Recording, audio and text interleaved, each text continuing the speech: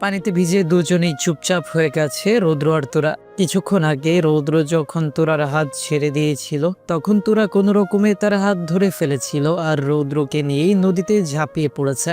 গাড়ির ভেতরে এখন দুজনেই চুপচাপ। তোরা এক মনে জানলা দিয়ে বাইরে তাকিয়ে আছে আর রৌদ্র এক মনে গাড়ি চালাচ্ছে, চোখ পথের ওপর, কিন্তু মন এখনো নদী আর তোরার সঙ্গে আটকে। নিস্তব্ধতা এমন যেন শব্দের কোনো দরকার নেই, শুধু মুহূর্তের ভার আর অনুভূতি রৌদ্রের মনের মধ্যেই ঘুরপাক খাচ্ছে।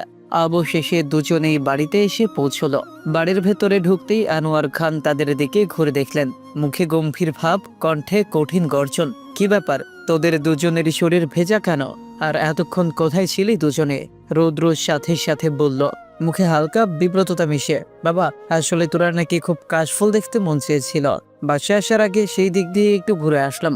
হঠাৎ করেই তোরার সাথে আমার ঝগড়া লেগে গেল আর তোরা আমাকে ধাক্কা দিয়ে নদীতে ফেলে দিতে লেগেছিল। আমি পড়ে যাচ্ছিলাম, কিন্তু জেদের বশে আমি তোরার হাত ধরে ওকে নিয়েই নদীতে পড়ে গিয়েছি। তোরা চোখ বড় বড় করে রৌদ্রের দিকে তাকালো। রৌদ্র সাথে সাথে চোখ মারলো। তোরা চুপচাপ মনে মনে ভাবলো, সালাই তো কাহিনী উল্টে দিচ্ছে। তোরার ভাবনার মাঝে আনোয়ার খান বলল, তোরা তুই রুমে যা। তোরা মাথা নাড়িয়ে চুপচাপ চলে গেল। আনোয়ার খান রৌদ্রের দিকে তাকিয়ে বলল, রৌদ্র তুইও গিয়ে চেঞ্জ করে নিচে আয়, তোরার বিয়ের লিস্ট করতে হবে, সময় কম। মুহূর্তেই রৌদ্রের বুকের ভেতর হঠাৎ কেমন যেন কেঁপে উঠল। তোরার বিয়ের কথা শব্দগুলো যেন তার কানে বাজল। তার মনটা হঠাৎ অস্থির হয়ে উঠল। যে চুম্বক তাকে টানছে সেই চুম্বক অন্য কারো হাতে চলে যাচ্ছে চোখের সামনে। এক অদ্ভুত শূন্যতা। রাতের বেলা খান বাড়িতে সকল আত্মীয় স্বজন আসা শুরু করবেই না কেন? পরশুদিন তোরার গায়ে হলুদ। খান বাড়ি যেন এক মুহূর্তে উৎসবের আলো আর ধুলোর মিশ্রণে ভরে উঠল। হল রুমে সকলের আড্ডা, হাসি, খুশি আর মজা সবই জমে উঠেছে। কিন্তু এত আনন্দের মাঝেও রৌদ্রের মনে শান্তি নেই। যখন থেকে সে বুঝতে পেরেছে তোরার বিয়ে হয়ে যাচ্ছে তখন থেকেই তার বুকের ভেতর অদ্ভুত অস্থিরতা ভর করেছে। যেন কিছু হারিয়ে যাচ্ছে, কিছু চুরি হয়ে যাচ্ছে। এক অজানা শূন্যতার অনুভূতি তাকে বারবার কাঁপিয়ে তুলছে। পাগলের মতো দেয়ালে একের পর এক ঘুষি দিচ্ছে রৌদ্র। সে কোনোভাবে এই বিয়ে মানতে পারছে না। তার হাতের শক্তি, ঘুষির আঘাত, সবই রাগ আর বেদনার মিশ্রণে কেঁপে উঠছে। নিজের মন শুধু বলছে, তোরাকে তুই করে নে, কারণ তুই তোরার প্রতি আঁকড়ে গিয়েছিস। রৌদ্রের চোখে লাল, বুকের ভেতর এক অদ্ভুত শূন্যতা যা তাকে কোনোভাবেই শান্ত হতে দিচ্ছে না। কিছুক্ষণ ঘুষি দিয়ে রৌদ্র হাঁপাতে হাঁপাতে মাথার চুল পেছনে ঠেলে দিয়ে বলল, তোরা পাখি, তুমি আমাকে টেনে অন্য জন্মের গায়ে লেগে যেতে চাও? তা আমি হতে দিব না। আমি নিজের অনুভূতির সাথে আর লড়তে চাই না। আমার যা বোঝার বোঝা হয়ে গেছে। আমার তোকে চাই মানে চাই। আর আমি বলেছিলাম আমাকে টানিস না। যদি টানিস তাহলে তুই বিপদে পড়বি। এখন তোর সময় শেষ। তোর বিয়ে হবে, গায়ে হলুদ হবে, তুই কবুল বলবি, আর সেই কাজগুলোই তুই আমার নামে করবি। দিস ইজ ফাইনাল তোরা, ইউ আর মাইন। রৌদ্রের চোখে আগুন, কণ্ঠে কম্পন, বুকের ভেতর উত্তেজনা আর প্রেমের ঝড় সব মিলেমিশে এক অদ্ভুত উত্তাপ তৈরি করছে। তোরার নাম উচ্চারিত হওয়া মাত্রই যেন সময় থমকে গেছে, আর রৌদ্রের মন শুধু এই এক শব্দেই আটকে আছে। সন্ধ্যার দিকে ছাদে গায়ে হলুদ শুরু হয়। তোরাকে পার্লার থেকে সাজিয়ে একদম পুরীর মতো বানিয়ে ফেলেছে। সোনালি আলোয় তোরার মুখটা যেন আলোকিত হয়ে উঠেছে। সবাই একে একে তোরার গায়ে হলুদ দিচ্ছে, হাসি আনন্দে চারদিক মুখরিত। কিন্তু এই উৎসবের মাঝেই হঠাৎ সবাই খেয়াল করলো রৌদ্র কোথাও নেই। এতজনের ভিড়ে তার দেখা নেই। আয়ান ফোন দিল, কিন্তু ফোন বন্ধ। আনোয়ার খান কপালে ভাঁজ ফেলে বলল, রৌদ্র আবার কোথায় গেল? সে কি হলুদ লাগাবে না? আরফা মাঝখান থেকে বলল, আমি রৌদ্র ভাইয়াকে গাড়ি নিয়ে বের হতে দেখেছি। মুহূর্তেই সবাই চিন্তায় পড়ে গেল, গাড়ি নিয়ে আবার কোথায় গেল সে? হলুদ অনুষ্ঠানের হাসি যেন থেমে গেল। চারপাশে এক অজানা দুশ্চিন্তার ছায়া। ঠিক তখনই কারো কণ্ঠ ভেসে এলো ছাদের দিক থেকে, জোরে, আত্মবিশ্বাসী ভরা কণ্ঠে, হয়েছে, আমার জন্য আর চিন্তা করতে হবে না, আমি এসে গেছি। সবার চোখ গেল ছাদের দরজার দিকে, যেখানে রুদ্র দাঁড়িয়ে আছে, হাত দুটো পেছনে, মনে হচ্ছে পেছনে কিছু এনেছে। রুদ্র এগোতে এগোতে তোরার উদ্দেশ্যে বলল, আমি একটা কাজে গিয়েছিলাম, আমার কিউট বউ, না মানে তোরার জন্য গিফট আনতে। সকলে অবাক চোখে তাকালো রৌদ্রের দিকে। রৌদ্র তোরার কাছে এসে পেছন থেকে কিছু একটা বের করে তোরার সামনে দিয়ে বলল, কংগ্রাচুলেশন তোরা, আমার তরফ থেকে তোর এই ছোট গিফট। তুই কি গ্রহণ করবি? তোরার সাথে সাথে খুশি হয়ে গিফটটা নিয়ে বলল, ধন্যবাদ ভাইয়া। সকলেই জোরে তালি দিতে থাকলো। রৌদ্র সামান্য হলুদ হাতে নিয়ে তোরার মুখে লাগিয়ে দিল। তারপর কানে কানে ফিস ফিস করে বলল, রাতে এই গিফটটা খুলবি, তোর জন্য স্পেশাল কিছু আছে, একটা সুন্দর রুমাল পাবি, সেটার ঘ্রাণ নিবি, দেখবি এত সুন্দর একটা ঘ্রাণ যা তুই নিজেই পাগল হয়ে যাবি। কথাটা বলেই রৌদ্র মুচকে একটা হাসি দিয়ে বক্সের দিকে এগিয়ে গেল। সাথে সাথে ছেলেদের উদ্দেশ্যে গলা চড়িয়ে বলল, এই চুপচাপ দাঁড়িয়ে আছিস কেন? গান দে, আমার বিয়ে আমি নাচবো না তা কি করে হয়? Music on. রুদ্রের কথাটা শেষ হতেই বক্সে গান বাজতে শুরু করলো। মুহূর্তেই ছেলেরা যেন পাগল হয়ে গেল। কেউ হাত উঁচু করে, কেউ ব্যাঙের মতো লাফাতে লাফাতে নাচতে শুরু করলো। আর সেই ব্যাঙদের ফিরে রৌদ্র এখন ঠিক মাঝখানে, গায়ে হলুদ মেখে পুরো পাগলামের ছন্দে লাফাচ্ছে। ছেলেদের এই পাগলামি দেখে মেয়েরা হেসে একেবারে গড়াগড়ি খেতে লাগলো।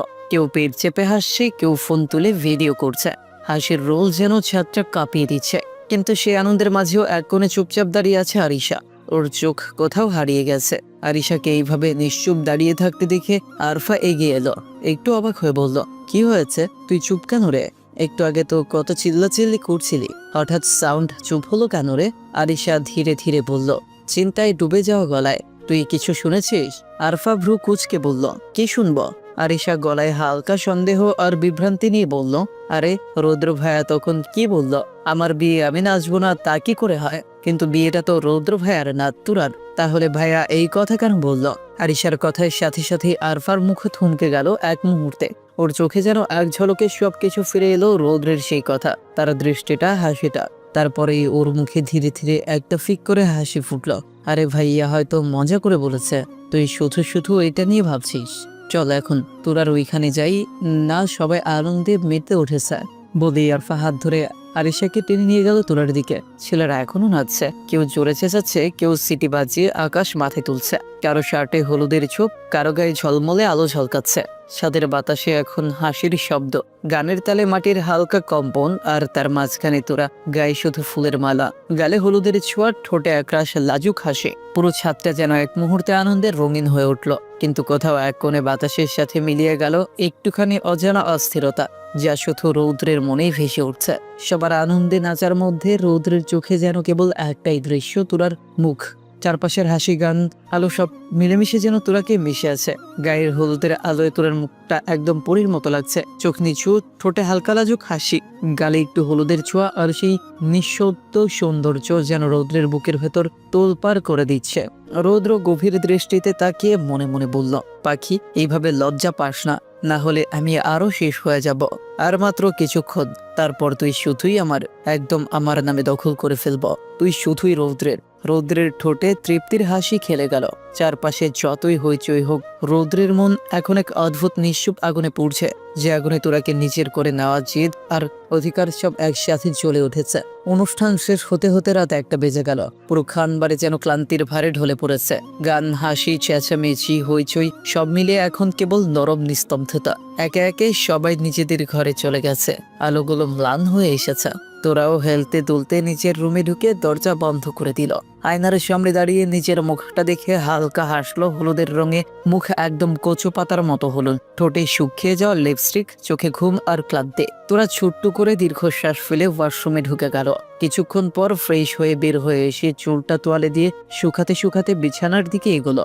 শরীরটা এখন একদম ভারী হয়ে গেছে, চোখে ঘুম ভর করছে। ঠিক তখনই দৃষ্টি গেল টেবিলের উপর রাখা ছোট্ট সেই গিফট বক্সটার দিকে। রৌদ্রের দেওয়া গিফট। হঠাৎ থেমে গিয়ে কিছুক্ষণ তাকিয়ে রইল বক্সটার দিকে। মনে মনে ভাবতে লাগলো, এখন খুলবো নাকি সকালে? সকালে হয়তো মনে থাকবে না, কিন্তু এখন নিজের সঙ্গে নিজে এই দুইটানার মধ্যে শেষমেশ তোরা মুচকে হেসে গিফটটা হাতে তুলে নিয়ে বলল, সকালে হয়তো আরো মনে থাকবে না, এখন দেখি ভাই আমাকে কি দিল। তোরার কণ্ঠে ছিল কৌতূহল, চোখে হালকা উচ্ছ্বাস, কোথাও যেন অজানা এক শিহরণ, যেন কিছু একটা ঘটতে যাচ্ছে যা হয়তো তার রাতটাকে বদলে দিবে। তোরা হাসি মুখে গিফটটা হাতে নিয়ে এক এক করে র্যাপিং পেপারগুলো খুলতে লাগলো। প্রতিটা স্তর খোলার সাথে সাথে ওর বুকের ধুকপুকানি কেমন জানি বেড়ে যাচ্ছে। ও নিজেও জানে না এই গিফটটা খোলা মানে শুধু একটা বাক্স খোলা না, বরং নিজের জীবনকে পাল্টে দেওয়া। তোরা কাগজের শেষ টুকরাটা সরিয়ে যখন বক্সটা খুললো, ঠিক সেই মুহূর্তে ওর চোখ বড় বড় হয়ে গেল। নিঃশ্বাস যেন গলায় আটকে গেল, কারণ বক্সের ভেতরে যা আছে সেটা তোরার কল্পনারও বাইরে। ওর ঠোঁট কাঁপছে, চোখের পলক থেমে গেছে, শরীর একদম স্থির, কারণ বক্সে। তো এই পার্টটি এখানেই শেষ হয়ে গেল। পরের পার্টের লিঙ্ক কমেন্ট বক্সে দেওয়া আছে, সবাই কমেন্টে দেওয়া লিঙ্কে ক্লিক করে দেখেন এবং চ্যানেলটি সাবস্ক্রাইব করে দিবেন। ধন্যবাদ সবাইকে, সবাই ভালো থাকবেন। তো এই পার্টটি এখানেই শেষ হয়ে গেল। পরের পার্টের লিঙ্ক কমেন্ট বক্সে দেওয়া আছে, সবাই কমেন্টে দেওয়া লিঙ্কে ক্লিক করে দেখেন এবং চ্যানেলটি সাবস্ক্রাইব করে দিবেন। ধন্যবাদ সবাইকে, সবাই ভালো থাকবেন। তো এই পার্টটি এখানেই শেষ হয়ে গেল। পরের পার্টের লিঙ্ক কমেন্ট বক্সে দেওয়া আছে, সবাই কমেন্টে দেওয়া লিঙ্কে ক্লিক করে দেখেন এবং চ্যানেলটি সাবস্ক্রাইব করে দিবেন। ধন্যবাদ সবাইকে, সবাই ভালো থাকবেন।